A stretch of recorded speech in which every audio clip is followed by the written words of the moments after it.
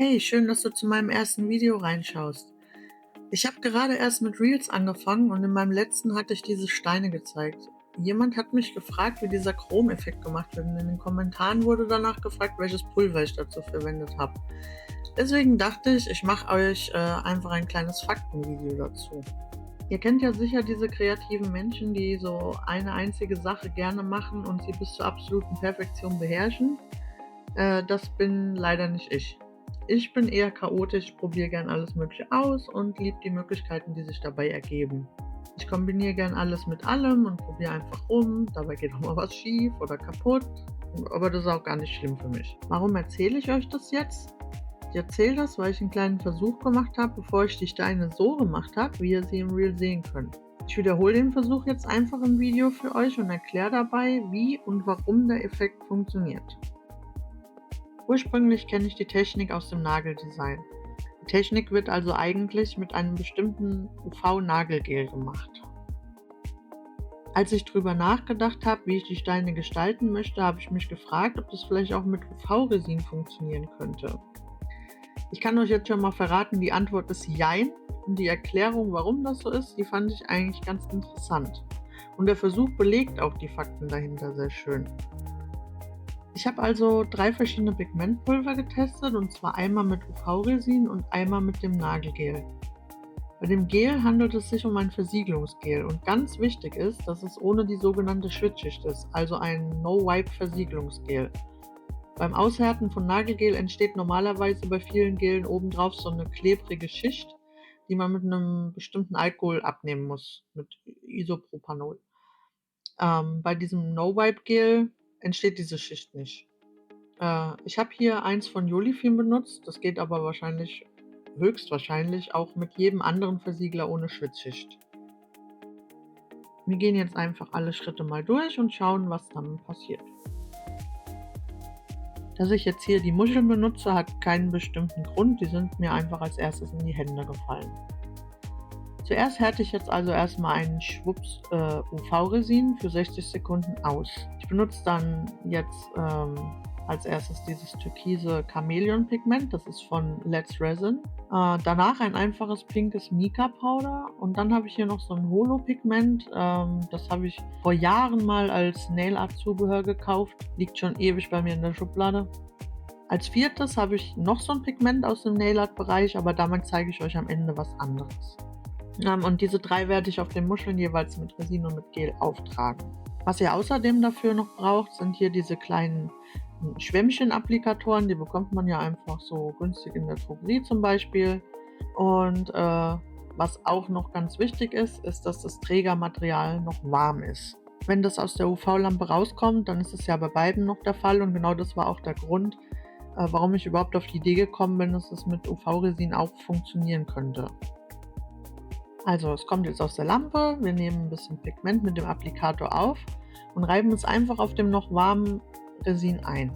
Dabei ist mir hier aufgefallen, dass es scheinbar am Rand irgendwie besser funktioniert. Obendrauf ist es eher so mäßig, und im Glanz erkennt man auch, dass hier kaum türkise Pigmente haften geblieben sind.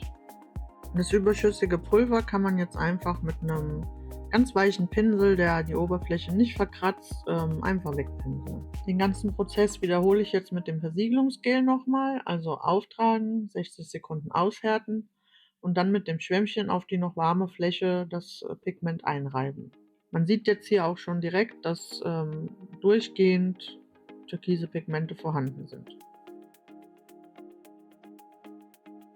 Das gleiche machen wir jetzt mit dem Mica-Puder, und ab jetzt erhöhe ich auch die Geschwindigkeit im Video ab und zu, da sich jetzt die Prozesse nur wiederholen.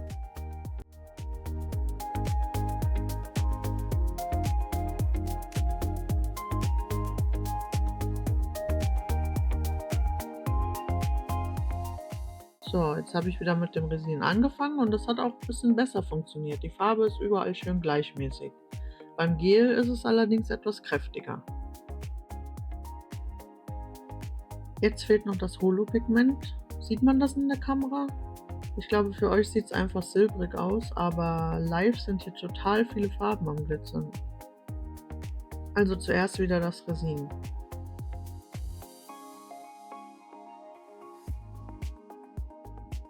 Okay, was ist jetzt hier passiert?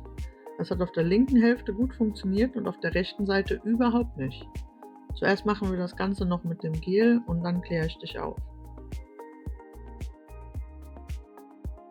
Beim Gel sehen wir jetzt, dass es wunderbar geklappt hat. Es hat eine schöne holographische Fläche gegeben, die total schön funkelt. Im direkten Vergleich hier nochmal beide Muscheln, links das Resin, rechts das Gel. Okay, was da jetzt genau passiert ist und warum, das lässt sich ganz gut erklären. Man kann da total in die Tiefe gehen, aber ich fasse es jetzt mal aufs Wesentliche zusammen. Der Unterschied liegt hier einfach in der Oberflächenstruktur beider Produkte.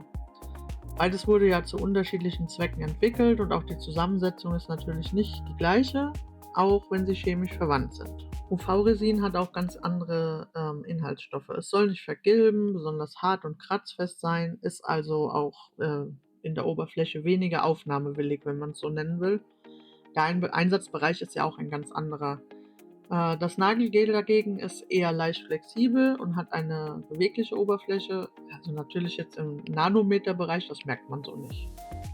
Bei den Pigmentpulvern ist es so, dass sie im Groben meistens aus ganz winzigen metallischen Plättchen bestehen.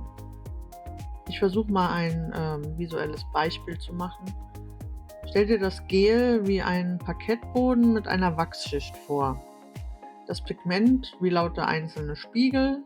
Und wenn du jetzt diese Spiegel auf dem Parkett mit der Wachsschicht ausbreitest und darüber reibst, wie wir mit dem Schwämmchen gemacht haben, dann werden sie im Wachs so ein bisschen einsinken und daran haften, können sich noch verschieben und durch die Reibung verteilen sie sich und richten sich glatt nebeneinander aus. Das Licht wird dann also gleichmäßig auf einer größeren Fläche reflektiert. Das macht also grob gesagt diesen Chromeffekt-Look.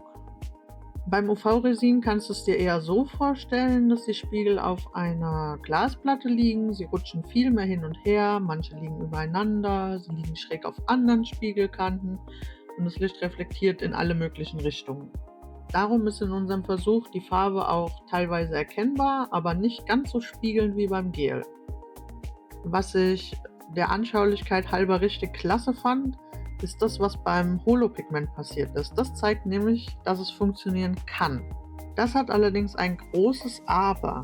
Das Resin muss dafür nämlich die perfekten Bedingungen aufweisen. Also müsste es quasi gleichzeitig extrem glatt aushärten, genau den richtigen Aushärtegrad besitzen, also nicht vollständig ausgehärtet sein und damit dann diese leicht flexible Oberfläche haben. Das ist also eher Glückssache und genau das hat man auch sehr schön beobachten können. Es hat auf der einen Seite perfekt funktioniert und auf der anderen schon nicht mehr. Jetzt möchte ich euch noch kurz den Versuch zeigen, den ich vor dem Reel gemacht hatte, also ohne Kamera, einfach für mich. Da hatte ich im Prinzip genau das gleiche gemacht. Das bläuliche war ein sehr helles Let's Resin Chameleon Powder, das braune war das Mica Powder und was hier jetzt anders gelaufen ist, ist das grüne. Das grüne war ein Let's Resin Chameleon Flake Powder, also auch ein Pigment mit Flakes drinnen. Und hier fand ich das Ergebnis auf dem Resin tatsächlich schöner, weil die Flakes hier beim Einreiben besser gehaftet haben als auf dem Gel. Das ist auch ein schöner Effekt, den man durchaus gebrauchen kann. Jetzt gibt es aber noch eine Sache, die bei den Steinen anders war. Das zeige ich euch jetzt zum Schluss noch schnell. Und zwar spielt auch die Farbe vom Untergrund eine Rolle. Dafür habe ich jetzt hier mal ein paar Press-On-Nägel vorbereitet. Die sind praktischerweise schon schwarz und weiß, dann muss ich die nicht extra anpinseln. Aber die Untergrundfarbe macht bei vielen Pigmenten einen Unterschied. Ich mache jetzt also schnell noch jeweils einen schwarzen und einen weißen mit dem Gel und das gleiche nochmal mit dem Resin. Ich zeige es jetzt hier auf schwarzem und weißem Untergrund, aber ihr könnt da auch mit bunten Untergründen rumspielen.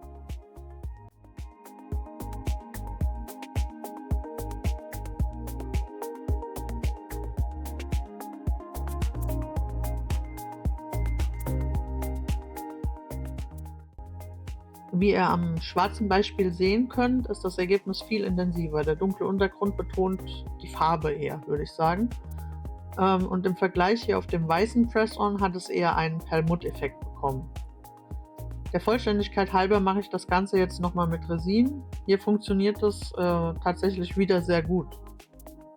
Zum Schluss habe ich die Press-Ons auch noch versiegelt. Den in der Mitte und rechts mit dem Gel und den auf der linken Seite in Türkis mit UV-Resin. Mir gefällt der Glanz mit dem UV-Resin als Versiegler sogar besser. Als abschließendes Fazit kann man also vielleicht sagen, wenn man bei seinem Projekt auf Nummer sicher gehen möchte, dann nimmt man vielleicht sogar einfach beide Produkte. Um den Effekt sicher zu erzeugen, als Basis das Nagelgel und wegen dem schöneren Glanz als Versiegelung am Ende UV-Resin. Und was mir noch ganz wichtig zu erwähnen ist, ihr solltet bei beidem daran denken, dass Chemikalien aller Art allergische Reaktionen und andere Probleme verursachen können. Darum trage ich auch Handschuhe. Und was ihr nicht seht, beim UV-Resin auch unbedingt eine Atemschutzmaske mit Gas- und Staubfilter. Und ich habe auch noch eine Schutzbrille auf, denn im Auge möchte ich das Zeug auch nicht unbedingt haben. Ich habe das Fenster auch immer offen und lüfte danach auch noch sehr gut durch. Auch wenn es in Anführungsstrichen nur UV-Resin ist, auch wenn es ausgehärtet ist, kann es noch eine Weile ausgasen. So, dann sind wir eigentlich schon durch. Ich hoffe, das Video hat euch ein bisschen geholfen und vielleicht fandet ihr das auch so interessant wie ich. Und ja, dann wünsche ich euch noch ganz viel Spaß beim Rumexperimentieren. Und eins möchte ich euch noch mitgeben. Habt nie Angst davor, dass etwas misslingen könnte, ja? Probiert rum, seid mutig und kritisiert euch nicht so hart. Dann kann die Kreativität erst so richtig raus und ihr entdeckt viele tolle Dinge. Ich sag Tschüss und bleibt kreativ.